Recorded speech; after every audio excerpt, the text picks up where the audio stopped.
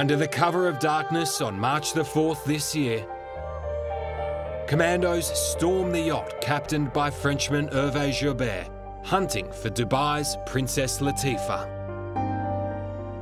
Somebody grabbed me from behind. There was a guy in front of me with a gun to my face, and somebody grabbed me in the back. They handcuffed me. When I was handcuffed, they threw me on the floor, and they hit me with, I think, a rifle, the barrel or something.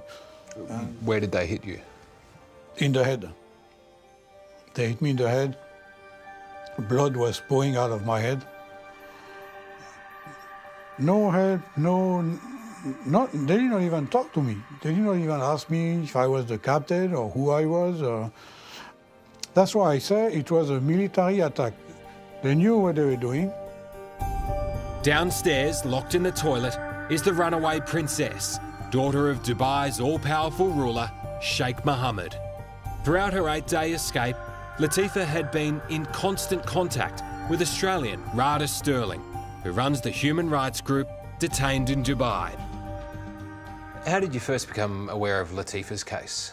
Latifa contacted me a few days before the incident on the 4th of March. She contacted me via email, and I disregarded it. I thought it was a hoax.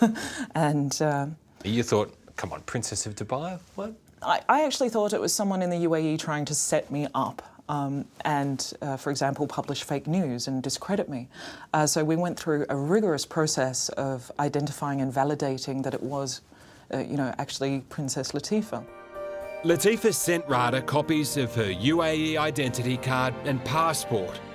And then there was this post on Latifa's verified Instagram account, announcing her escape and fear of the consequences. Fear that now appeared well-founded as the commandos were storming the boat. It was very concerning when Latifa telephoned me and said, I can hear gunshots. There's people outside. Help me, help me. And then completely disappears. The cabin started filling with smoke, so we couldn't see it in front of us. We couldn't breathe anymore. So we had to start moving towards the upper deck. And on top of the stairs, there was multiple machine guns pointing at us. The two women were handcuffed and thrown to the blood-stained decks of the boat. And the last Tina Johanan saw of her best friend was Latifa being dragged off the boat at gunpoint. What was the look in her eyes at this stage? It was full of fear, but she was still fighting. She was not planning to give up. But she said, don't take me back to UAE, rather shoot me here. But regardless of her yelling and kicking, she was taken away. At that point, did they drag Latifa off the boat? So at that point they dragged her off the boat, and I never saw her again. With Latifa gone, Hervé and Tina claimed they were bundled onto a UAE warship, taken back to Dubai, where they were thrown straight in prison. And then they put me in a cell in solitary confinement. And did they tell you that you could be facing the death penalty? No, the next day I was interrogated by, I believe, a high official. He said that I would be tortured before I get killed, with graphic detail. He said, for what you have done, you stabbed in the back the ruler. I said, I did not stab anybody in the back. I'm just helping a woman who wants to be free. No, it doesn't work that way.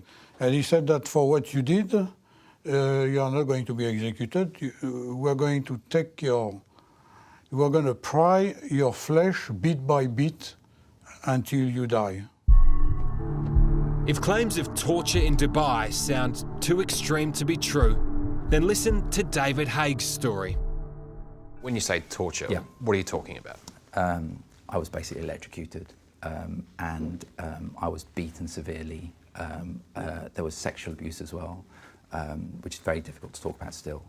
And I mean, so severe was what they did to me that when I was released, I spent 6 months in hospital, recovering from the broken bones, and as well as the broken mind. David was the managing director of Leeds United Football Club, which was taken over by a Dubai business back in 2012. But when a dispute over finances erupted, he went to Dubai chasing debts, only to then find himself locked up on false charges that he would later be acquitted of. It all escalated so quickly because one minute I'm coming there to have a meeting, the next minute I'm there as a back check, and the next minute I'm standing in a police station in Dubai with police officers hitting me around the back of the head. David is now a human rights lawyer and has taken Latifa's case all the way to the United Nations. Some might say you're just out for revenge. I think revenge is the wrong word. You know, I mean, at the end of the day, a girl called us. Ignore the fact that she's a princess, ignore the fact that she's from Dubai. That's irrelevant. If any lady or man or anyone had called me and said, you know, I'm on a boat, I can hear gunshots, can you help me? I think anyone watching this, would you say no? You wouldn't. Latifa's candid, homemade video was the turning point in this whole drama. I didn't feel the pain, and it was like a half-hour torture session. Human rights campaigner Rada Sterling released it to the media days after the boat was stormed, and the skipper, Hervé, is convinced that the spotlight it shone on Dubai saved his life. We were going to be executed. I had absolutely no doubt in my mind. And if you think of it, it's logical. They want to eliminate witnesses and destroy evidence. They kill everybody. They will for sure try to discredit this video. It's my strong belief that without the press coverage, without the spotlight on this case, that perhaps they would have been killed, or certainly they would still be in the secret prison. I was driven to the airport, and they walked me through the passport control and all formalities, and waited until I boarded the plane. That's when I got my passport back, as well as my telephone. I'd imagine they were really mixed emotions getting on that plane. Yes, you were free, yes, you're going to live, but you're leaving your best friend behind. Exactly, yes. I couldn't believe what was happening and what had happened. It all felt so unreal. I don't know what else to say. It's been 4.5 months since the commandos stormed the boat and took Princess Latifa away. And still, there's been no formal response from Dubai, either confirming or denying the details of this extraordinary story. Our requests for an interview with a representative of the United Arab Emirates government have been declined. But unofficially, government sources in Dubai have been quoted as saying that the princess is back with her family and doing fine. But Latifa's friends won't rest until they hear the princess speak for herself. They're waging a very public campaign, demanding answers from the Sheikh and his government as to the whereabouts and safety of his daughter. If I don't make it out, I really hope that some positive change will happen from all of this. Imagine if the Queen of England had been accused of the same crimes, of human rights abuses, of imprisoning Prince Harry and torturing him. It would be worldwide outrage and scandalous. And there's no reason at all that the ruler of Dubai should be treated any differently. It's got more and more and more embarrassing for him because they've tried to cover it up, they've lied about it, and they haven't been honest. And that's made what was already a very bad situation even worse. And the fact is now the world knows about what they've done in international waters, which they did in secrecy, expecting that nobody would.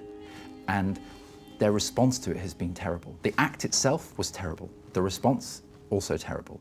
And now that they've put themselves in a corner. The world is watching them. Where is she?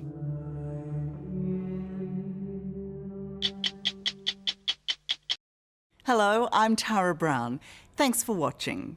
To keep up with the latest from 60 Minutes Australia, make sure you subscribe to our channel. You can also download the 9Now app for full episodes and other exclusive 60 Minutes content.